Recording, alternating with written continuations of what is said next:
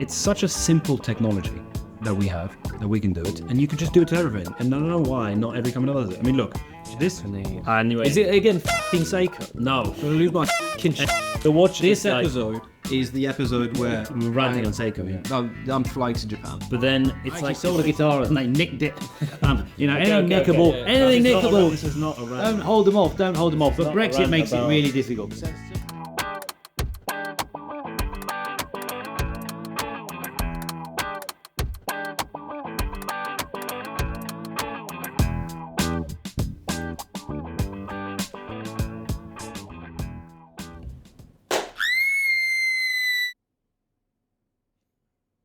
I'm introducing this. No? You're introducing this. Hello, ladies and gentlemen, and welcome to a new episode of Touch My Clock.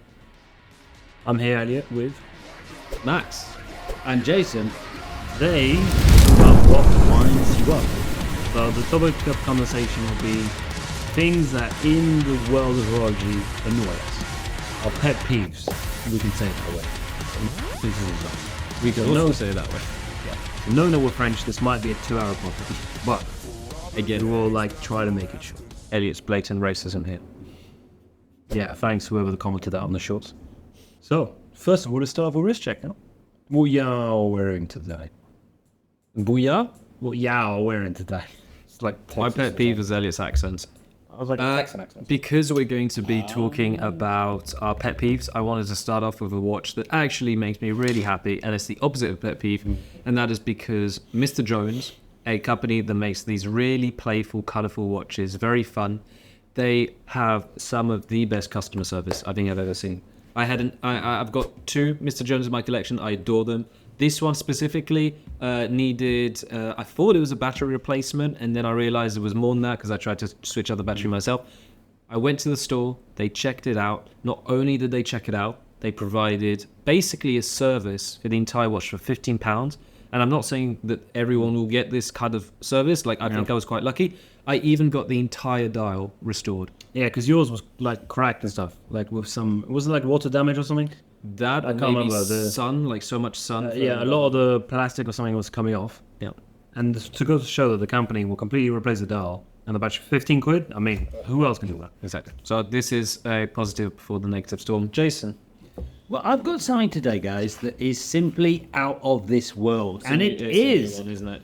It is the Selton, which is literally out of this world, made from a lovely slice of meteor that has fallen from outer space into this lucky manufacturer's hands. Now, if I'm not mistaken, the three of us bought a Selton all at the same time so that we could be part of the Selton Club, and you two splitters have sold them both to fuel your crack habit of horology, which is quite scary. But this wonderful watch, I love the moon phase going around. I love the blued hands where it's got a little bit of heat treatment. This one is individually numbered to my lucky number 65, and look at that just wonderful sort of almost rocket movement part on the back on the Selton. Nice leather strap. I think that's a wonderful, fun-looking piece, and it is absolutely out of this world. Well done, Selton. That's a very nice watch. Yeah, we did sell both of ours. Yeah, we did. Yeah, we did. Yeah. We needed to fuel from buying more watches, so Yeah. it's a problem we have. But anyway. But still, overall, quite good. And actually, I needed to get myself some serviced, and they were very, very nice. And I sent it back, Yeah. and they came back to me. So yeah. No, it's still good. And for me today, I'm wearing a Longines Ultronic. So this was these tuning fork Dope. movement. That's in that. That's why you see this lovely, perfect sweep. Yeah, I just got on eBay basically last week, and it's just beautiful. You have the day in Spanish. The scavenger. So you have sábado or Saturday, so you can have both. I think it's really nice. I mean, it's going to be one of the episodes we talk after about eBay stuff, but yeah, I think I got it for a really great price, and I really love it. It's really awesome. That's why I'm ready. Very cool. So on the positive note comes The negative. We hate it. who should start this off? I've got two that I'm quite passionate about. Where you can start then. Give us the first one. The first one is quite basic. We've talked about this in other episodes, but it's worth just bringing this back up again, and that is depth rating. The thing that annoys me so much, and I think we're all in agreement, is when a watch will tell you it is rated for 100 meters, but the reality is that 100 meters just is a conversion from atmos, which is pressure, where when they test these watches for certification, it's not like they're moving, like for the water pressure, etc. It's not like they're moving them around, they're testing how it's just literally, let's put it in a tube and let's compress it. Cool, it can do this level of atmos. And then that gets like wrongly translated into 100 meters, which is not, it's not accurate. It's not the same thing. It's like if you said, In reality, you'd swim with that watch. yeah, but it's, I'm trying to find a good example, but it's like if you say, I am, I can run 300 kilometers quickly because I'm 1.5 cheetah. It's like, it's not a measurement that makes sense to convert. You can't do that. That example was terrible, but you know what? It's the conversion rating. There's a weird conversion rate. However, this is where one brand I don't like overall, but do this well, is IWC. Yeah. IWC will refuse to put ratings, or for a certain point they decided we're going to stop saying 100 meters, 200 meters, or they put the atmos, because they fundamentally believe that it doesn't make any sense. And that's why you can see some of their watches have very specific atmos. It's like 6 atmos, or 8 atmos, because they're tested specifically for that. So that's fair enough. So that's one on your pet. That's my first pet peeve. And anyone that tells me, oh, but my watch is 100 meters water rated, so why would I need? And I keep explaining that it's not. No, I agree. Yeah. Okay. Well, you want to give Brexit. Brexit! God, with all the millions and millions of issues of getting stuff across the board from horological establishments, it's an absolute pain when you're buying watches. So you're emotional. I remember I bought a Yema, and it was a great price. Really, really nice, high-spec watch, about £500. I thought, this is it. I've got a bargain. £500, including postage. Down it comes, and then through the door comes that wonderful, wonderful blackmail from FedEx saying, you owe us £100 plus our fees of £12 plus the postage of £8 plus we're going to have to hold it for you another £6. So absolute thieves, can't bear FedEx. I actually sold a guitar and they nicked it. Anything nickable. This is not a rant. Don't hold them off. But Brexit makes it really difficult. So It's Brexit, not about a rant about delivering companies. but you need the watches delivered. So the issue and the impact is that VAT part Blames and buying stuff abroad, just getting it in the customs and hassle. And now you've got to go on and your eBay, and you've got to filter to make sure it's UK only, which cuts the amount of places that you can actually buy it from. not So that much Brexit, a watch per piece. buying it, adding that extra cost, no thank you. I mean, to me, it's not that much of a watch pet peeve, because it's not the watch's fault.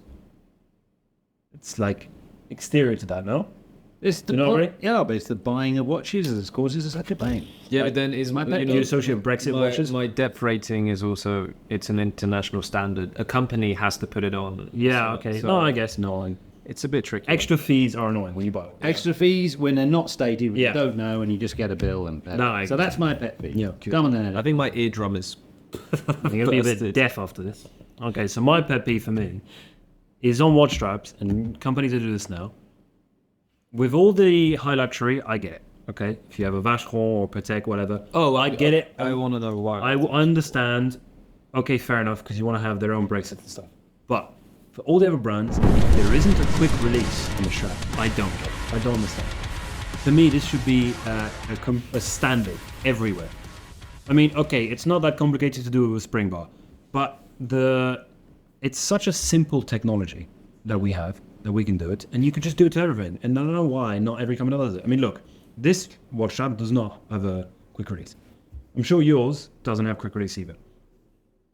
Quick release, Max will show a lovely picture, because he loves editing and working on more hours. Pictures here. The picture's here. Oh, it's here. So it's like this little metal pin that you can pull back to be able to remove the strap instantly instead of having to work over a tool. In version, go to our episode, strap on. Put a strap on. Yeah, Google strap on when you're at work. and Google then strap see on, what- yeah, exactly. See what comes So up. for me, that's my pet peeve. It's just, I find it very annoying that we can't have quick release on every single strap in the world. To me, it should be a standard. But why? Okay, but why would a company like Seiko have to do it and not a company like I don't know, Elangazon? What's the reason for? Where do you draw the line of? Oh, okay, this is a luxury. blah, blah, If blah. our whole episode was how you can change your watch and make more fun as an accessory, all most watch companies themselves will sell whole ranges of watch straps. It's in their favour to have more watch straps. If it's easier just to take off and put on, And it should be, Yes. I agree with Eliot, it should be an international standard in the same way as you get a USB plug or a plug. You know, we want them all to be the same. You don't have 15 charging devices. it's annoying. So you want to be able to do that, and you want to be able to change stops. And whoever is manufacturing the watches has a whole range, and you can just change it. I have a blue strap, I have a NATO strap, all those. But I'm fine with different watch strap sizes for it to be tailored. If you need 17, cool. If your design at a £10,000 watch needs to be 17.8, I get that, right? It's for the design. It's like you don't compromise on that stuff. But if it's not, then no, make it quick release. I don't think it's an excuse for whichever brand to do it. I'm just saying on certain pieces, like if they have like these integrated bracelets. Oh and no, stuff, that's different. That's different. that's what I'm saying. I'm saying on these pieces, okay, it needs to have a specific way of doing it. But I just think it's lazy to not put quick release on all the straps. I'm with it. Yeah, That's my pet peeve. So that's my pet peeve. That's your first time. My second pet peeve You forget? is somewhere. Oh yeah, it's big paper. This is very professional. Maybe this would be a little bit. And it sees as we go backwards. Now, this is what's kind of crazy. This is a genuine change in the watch industry, especially for anyone who's like starting. Like the brand that is synonymous with hey, start a collection is Seiko. When at least I started, I'd say 10 years ago, there was no question about this. It was Seiko SKX. Yeah. You would hear Seiko SKX everywhere. It was the watch that you could get for £200, and it would do everything. And I don't think we hear SKX anymore. Not really. It's It's- kind of died down, but there was a huge craze like 5-6 years ago. Everyone had one. Even I had one. And I think there's a reason. And this is my pet peeve. This is a fuck you to Seiko, a massive fuck you, because what's happened is, and I'll put an image here.